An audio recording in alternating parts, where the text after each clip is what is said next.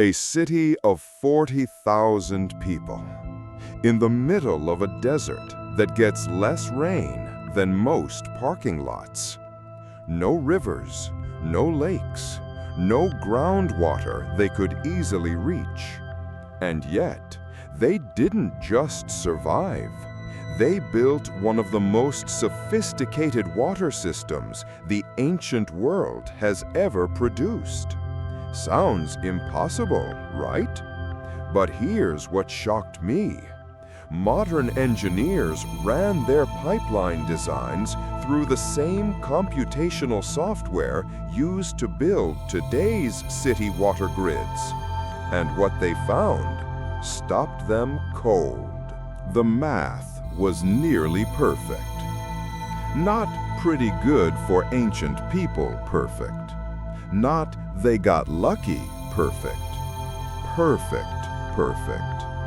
Stay with me, because what I'm about to show you is going to completely change how you think about who was advanced, who was primitive, and what we think we invented. Let's set the scene. Because if you don't feel where Petra is, you won't feel why this is extraordinary. Picture the southern Jordanian desert, roughly 300 BCE. You're in a landscape that looks like the surface of Mars decided to grow cliffs. Towering sandstone walls, carved into deep reds and burnt oranges, rising hundreds of feet above a narrow canyon floor. The air is dry enough to crack your lips in an hour. Rain? Maybe 100 millimeters a year. That's barely 4 inches. To put that in perspective, the Sahara Desert averages around 25 millimeters annually. So Petra's region isn't quite that extreme, but it's close enough that every drop of water is effectively gold. And right in the middle of this landscape, a civilization called the Nabataeans decided to build a city. Not a settlement, not a trading post, a full city with tens of thousands of residents, thriving markets, carved temples, elaborate tombs, and a level of urban sophistication that would impress anyone who stumbled across it today. You might be wondering, who were these people exactly? The Nabataeans were an Arab civilization operating from roughly 300 BCE to 106 CE, when Rome finally absorbed their kingdom. They were extraordinarily skilled traders, controlling the incense and spice routes between Arabia, Egypt, and the Mediterranean. Their capital, Petra, is the famous Rose City, the one you've seen in travel magazines, the one Indiana Jones rode toward on a horse in The Last Crusade. But the movie never showed you the part that actually matters.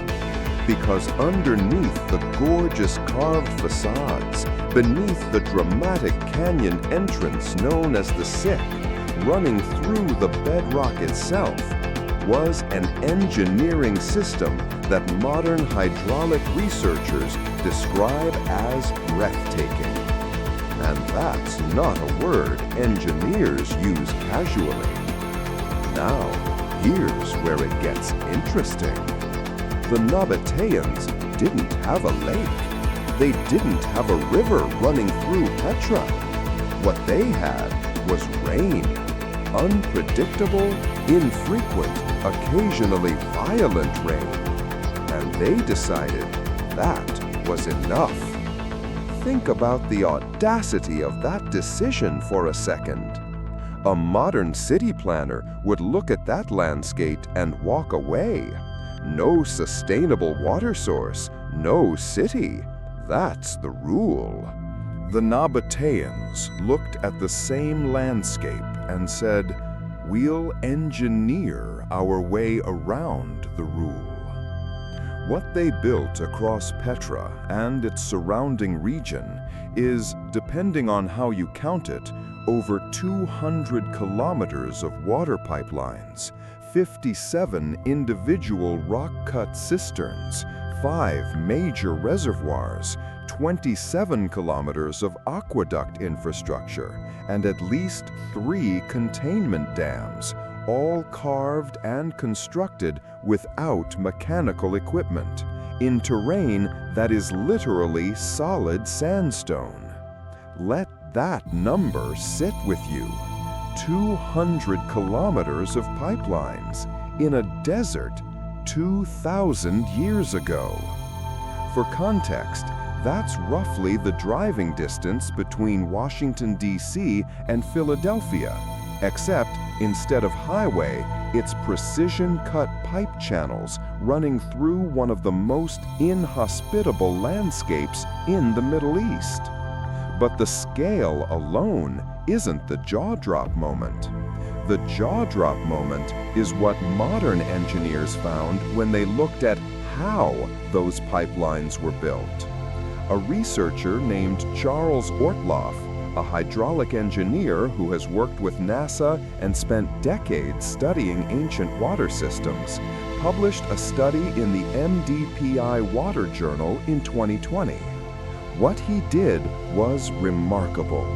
He took the Nabataean pipeline designs from Petra's Wadi Mataha system and fed them into modern computational fluid dynamics software, the same modeling technology engineers use today to design city water grids, dam systems, and industrial pipelines.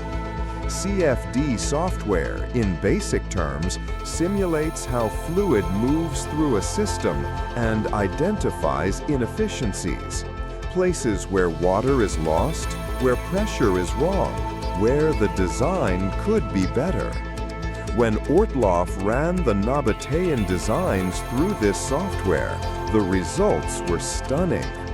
The pipe diameter choices, the gradient angles, the placement of junction points where pipes split or merged. Every single design decision was consistent with formal hydraulic engineering principles. Not just functional principles, optimized principles. Meaning the Nabataeans had effectively arrived at the same engineering conclusions that Western science didn't formally codify until the 18th and 19th centuries CE. Think about that gap for a second. We're talking about design decisions that match modern fluid dynamics best practices, made by engineers working in the 1st century BCE, with no calculus, no printed engineering manuals, no simulation software. They figured it out empirically, through observation, experimentation, and what appears to be an extraordinarily sophisticated understanding of how water behaves under pressure. And speaking of pressure, here's something the mainstream history books almost never mention. A survey of the Einbrock Aqueduct, published in early 2026, documented something that genuinely surprised researchers. A previously unknown lead pipeline buried within the system. Why does that matter? Because a sealed lead pipeline isn't just a water carrier, it's a pressurized delivery system. The ability to move water through sealed pipes under pressure is something historians have largely credited to Roman engineering ingenuity. But the Nabataean kingdom adopted this technology before Rome fully controlled the region. Some researchers suggest this indicates the Nabataeans may have developed pressurized water delivery independently, or potentially even influenced Roman hydraulic practices through their extensive trade connections. This theory hasn't been confirmed by mainstream archaeological consensus, and the full implications of the Einbrock find are still being studied. But it raises an uncomfortable question that the academic community is actively wrestling with. Did the civilization we credit with inventing pressurized urban water delivery actually learn something from a desert trading empire most people have never heard of? I'll let you sit with that one. Now, the pipelines and reservoirs are impressive enough. But here's what most people completely miss: the flash flood problem. Petra sits at the bottom of a narrow canyon. The Sick, that dramatic, towering passageway that serves as the main entrance to the city, is essentially a natural funnel. When it rains in the mountains above Petra, which it does occasionally and intensely, all of that water rushes down toward the canyon floor at terrifying speed. Flash floods in this region aren't a minor inconvenience, they're a kill event. They can move boulders, they can destroy structures, they can sweep people away without warning. In 1963, a flash flood killed 23 tourists in the Sick. In 2018, another killed 12. The danger is real, documented, and ongoing. So how did 40,000 people live in a canyon city for hundreds of years without being periodically wiped out? Because the Nabataeans engineered a solution so elegant it almost feels unfair. They carved a diversion tunnel directly into the rock face at the entrance to the Sick. When floodwater came rushing down the canyon, the tunnel intercepted it, redirecting it away from the inhabited areas of the city. But here's the part that makes this truly sophisticated. The system didn't just divert the flood, it captured the water. The redirected floodwater was channeled into storage systems, adding to the city's water supply.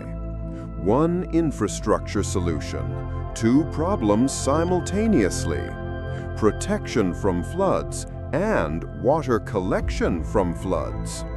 A modern civil engineer reviewing this system told me the design logic is, and I'm quoting here, consistent with dual-function hydraulic thinking that you'd find in a graduate-level engineering program. It's not just functional, it's elegant. And that word, elegant, is the key to understanding how the Nabataeans approached all of their engineering. They didn't build brute force solutions, they built systems. Every component connected to every other component. The diversion tunnel feeds into cisterns. The cisterns feed into pipelines. The pipelines feed into distribution points throughout the city. The gradient of the pipelines is calibrated to maintain consistent flow without requiring pumps. Gravity does the work. The math keeps it running. And all of this in a city that shouldn't have existed. Now, you might be wondering, why don't more people know this story? Honestly, that's the part that frustrates me most. When people think about ancient hydraulic engineering, they think Rome. The aqueducts, the Pantheon's drainage system, the Cloaca Maxima. And Rome deserves every bit of that credit. Roman water engineering was genuinely revolutionary. But here's what mainstream history tends to gloss over. Rome was not operating in a vacuum. The ancient world was more interconnected than most textbooks suggest. The Nabataeans were trading partners with Egypt, Arabia, and the Mediterranean world. Their caravans passed through regions with diverse engineering traditions. Some researchers suggest there may have been a genuine exchange of hydraulic knowledge between the Nabataeans and other civilizations, including, potentially, Rome itself. This remains an active area of academic debate, and historians hold a range of views on the extent of that exchange. But the evidence of the Nabataean water system itself doesn't require any debate. The infrastructure exists, it has been mapped, it has been peer-reviewed, and it has been formally recognized by the American Society of Civil Engineers as a historic landmark of civil engineering. Let me say that again, because it matters for credibility. The ASCE, the same organization that certifies and recognizes modern engineering achievements, has designated Petra's water system as a landmark of civil engineering history. This isn't fringe archaeology. This isn't alternative history. This is mainstream engineering institutions looking at a 2,000-year-old desert water grid and saying, "This is remarkable, and we need to acknowledge it." So what does this tell us? It tells us something important about what advanced actually means. We tend to measure ancient civilizations by their monuments, by what's visible, dramatic, and photogenic. The carved facades of Petra are gorgeous, nobody's arguing that. But the real genius of the Nabataean civilization was invisible. It was underground. It was inside the rock walls. It was in the calculated angle of a carved channel, or the precise diameter of a ceramic pipe, or the placement of a diversion tunnel that redirected a kill event into a water supply. Their genius was hydraulic, and it was real. Now here's where it gets even more interesting, because the Nabataeans weren't just solving a local water problem. They were solving the fundamental challenge of desert civilization. How do you build permanence in a place that seems to reject permanence? Most desert civilizations in antiquity solved this problem by moving. They were nomadic or semi-nomadic, following the rains, staying near oases, abandoning sites when conditions became too harsh. The Nabataeans chose a different path. They looked at an impossibly arid canyon in southern Jordan and said, "We are going to stay here, and we are going to make the water come to us." That decision, that commitment to engineering as the solution to scarcity, represents a genuinely different philosophy of civilization building. It's not just impressive, it's philosophically distinct from how most ancient cultures approached environmental constraints. And it worked. Petra thrived for over 400 years. When Rome finally absorbed the Nabataean kingdom in 106 CE and renamed it Arabia Petraea, they didn't tear down what the Nabataeans built. They maintained it. They expanded it. Because even Rome, the greatest engineering civilization in the Western world, looked at what the Nabataeans had built in that desert and recognized it as infrastructure worth keeping. That is not a small statement. When Rome absorbs your kingdom and keeps your water system running, you built something extraordinary. Now let me bring this back to something that I think is genuinely underappreciated in how we tell history. The Nabataean water system isn't a curiosity. It isn't an anomaly. It isn't a lucky accident of rock formations and rainfall patterns. Research published in the Cambridge Archaeological Journal in 2005, which produced the first fully mapped infrastructure survey of Petra's water system, showed a level of city-wide planning that requires not just engineering skill, but administrative sophistication. Someone had to plan a 200-kilometer network. Someone had to coordinate the labor to carve 57 cisterns into solid sandstone.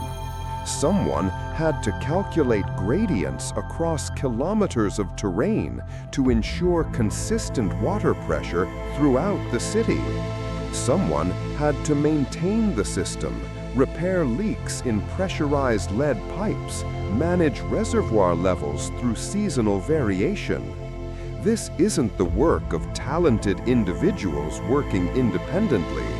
This is institutional knowledge, the product of a hydraulic engineering tradition that was clearly taught, passed down, and continuously refined over centuries. The Nabataeans had engineering schools. They had standards. They had what we would recognize today as a professional civil engineering culture.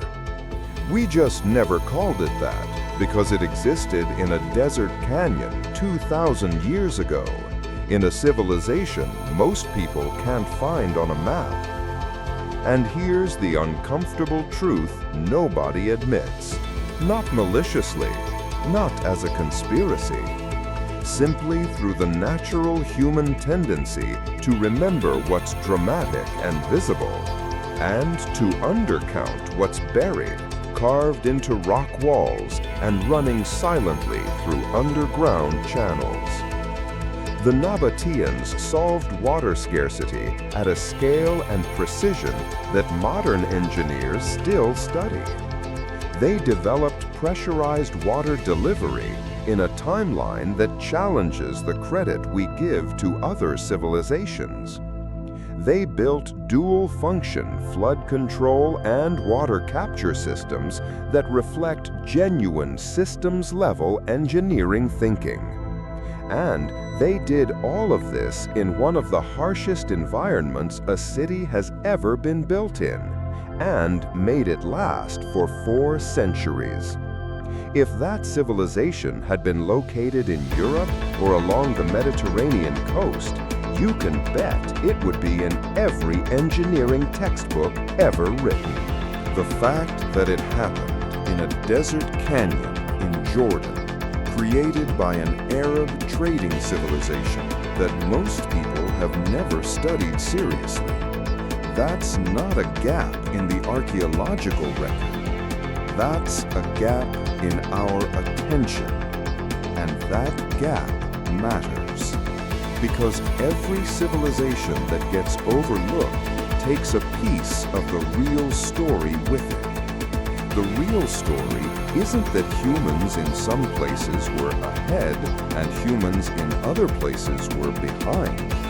The real story is that human ingenuity is distributed across geographies, across cultures, across environments that we wouldn't have expected it to emerge from. The Nabataeans didn't crack water in a desert because they were lucky. They cracked it because they were brilliant, methodical, and completely committed to the idea that scarcity is an engineering problem, not a death sentence. And 2,000 years later, the water channels they carved into those red sandstone walls are still there, still measurable, still analyzable, still making modern hydraulic engineers stop and say, how did they know that? So, let's bring this home. The Nabataeans built a city of 40,000 people in a desert with almost no rain, using a water system so precisely engineered that modern fluid dynamics software confirms it was nearly optimal. They invented dual-function flood control and water capture infrastructure that solved two existential problems with one solution. And they developed pressurized water delivery technology in a timeline that challenges the history we were taught. The ASCE formally recognized it.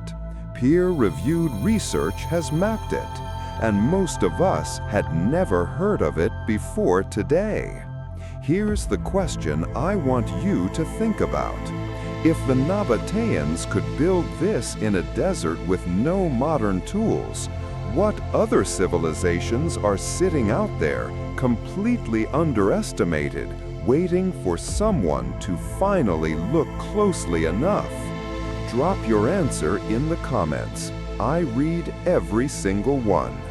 If this investigation opened your mind even a little, hit that like button. It genuinely helps more people find this channel. Subscribe and turn on the bell if you want to be here when we open the next case file. The truth was always buried. We just have to be willing to dig. I'll see you in the next one.